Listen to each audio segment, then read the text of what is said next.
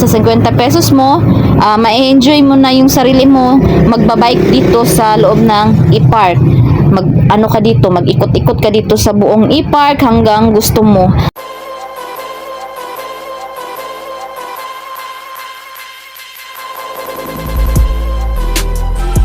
Hi guys, it's me again and another day, another gala na naman tayo for today's video. At bago magpatuloy ang ating video for today, ay kung bago ka pa lang dito sa aking channel, ay huwag kalimutang mag-subscribe, mag-like and share, and don't forget to click the notification bell para isa ka sa ma-notify kapag may bago akong videos na i-upload dito sa aking channel. So, for today's video nga pala guys, ay nandito po tayo sa e-park ng Tagum City. Ito po ang tinatawag nilang e-park in short, pero isa po talaga itong energy park of Tagum City. At wala pong entrance fee dito kapag pupunta po kayo dito. Kaya naman po, ang daming taong gumagala at nagpipiknik dito. So, as you can see sa makikita ninyo sa ating video, ay ang dami po talagang tao. At since nandito na rin lang ako, ay itutour ko kayo dito sa e-park para na rin parang nakagala na rin kayo dito, 'di ba? Kapag kasama niyo ako. So, samahan niyo ako palagi sa aking mga biyahe, sa aking mga gala para naman parang napuntahan niyo na din yung mga napupuntahan ko at parang nagalaan niyo na din yung mga nagagalaan kong mga lugar. Dahil masaya po ako na maibahagi sa inyo yung mga lugar na napupuntahan namin at saka yung mga lugar na nagagalaan namin. Kahit na paminsan-minsan lang tayong nakagala, kahit na hindi parati, basta importante na mai-share ko sa inyo yung mga bagay na ginagawa ko at kung saan kami pumupunta. At kung makikita ninyo dito guys, ay napakadami pong mga bata talaga dito nga nagbabike, yung iba naman naglalaro doon sa my children's park. Pero sa ngayon ay hindi pa tayo makakapunta doon sa children's park dahil nga sa sobrang init ng panahon. So dito na muna tayo sa may mga puno ng kahoy. Mawawala kasi ang init kapag papalapit na talaga siya magabi, like 5 nakapin, like 4 kung nasa alas 4 pa lang ng hapon, mainit pa po talaga ang panahon at mawawala ang init kapag nasa alas 5 na ata ng hapon, mawawala ang init. Kaya hindi na tayo aabot na mawawala pa ang init kasi nga uuwi na din kami dahil itong mga kasama ko guys ay uuwi pa sila ng Maragusan at hindi naman ganoon kalapit ang Maragusan, no? Kaya uuwi sila kapag sapit ng hapon. Kaya habang nandito pa kami, ay maglakad-lakad na muna tayo dito sa loob ng e-park para naman makita ninyo dito sa loob.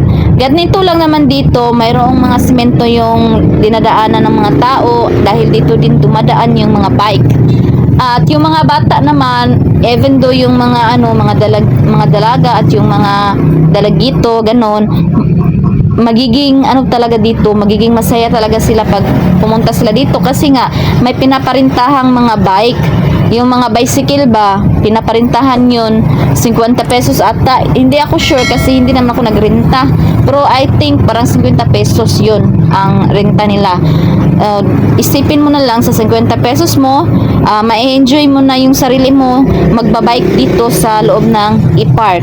Mag-ikot-ikot ka dito sa buong e-park hanggang gusto mo, hanggang hindi ka pagudin. O tingnan mo, maraming mga bata ang nagbabike talaga dito, ang iba naman naglalakad-lakad lang kasi yung iba hindi naman gustong magbike-bike kasi hindi sila mahilig. Pero may iba naman talaga na sobrang mahilig sa pagbabike, kaya yung iba talaga nag-aarkila talaga ng mga bike. At kung makikita natin dito guys, yung iba naman ay nagdadala ng mga duyan. Pwede kayong magdala ng mga duyan dito guys. O tingnan niyo, ang daming duyan, o di ba? Pwede kayong magdala ng duyan para naman makapagduyan kayo dito, no? Kung gusto nyong matulog dito sa sa e-park dahil sarap ng hangin dito guys, napakasarap ng hangin dito, napaka-presko talaga ng hangin dito sa e-park. At kung gusto nyong mag-picnic, magdala kayo ng ano, parang yung pwedeng ilagay sa ano, yung pwedeng ilagay sa ano ba, yung pwedeng yung mahigaan, or mga folding table, folding chair, at saka folding bed. Pwede kayong magdala ng folding bed dito para naman ba gusto nyong makatulog-tulog dito, kasi masarap talaga ang hangin dito, napakahangin talaga dito dahil sobrang dami ng kahoy. O ganito kadami ang mga puno dito, guys. O di ba? Napaka pure nature din ang dating. So ito talaga ang ang pinakamagandang part dito, no, yung mga kahoy, kasi nagdadala yan ng hangin at saka preskong hangin talaga. Nagdadala ng preskong hangin na yan po talaga ang dinadayo ng mga tao dito kapag lalo na kapag sobrang mainit ang panahon. Kaya sila pumupunta dito. At masasabi ko talaga na napakagandang kalikasan talaga dito, no. Bigay po talaga ito ng Panginoon. At mabuti naman ay iningatan at pinaganda, no, pinaganda ng ng ating gobyerno dito sa Tagum City. Ayan na nga, malapit na kaming umuwi, kaya inikot-ikot na lang muna namin ang buong Eco Park dito bago kami umuwi, para naman para naman ma-enjoy natin ang ating pagpunta dito, at saka maipakita ko rin sa inyo ang buong paligid.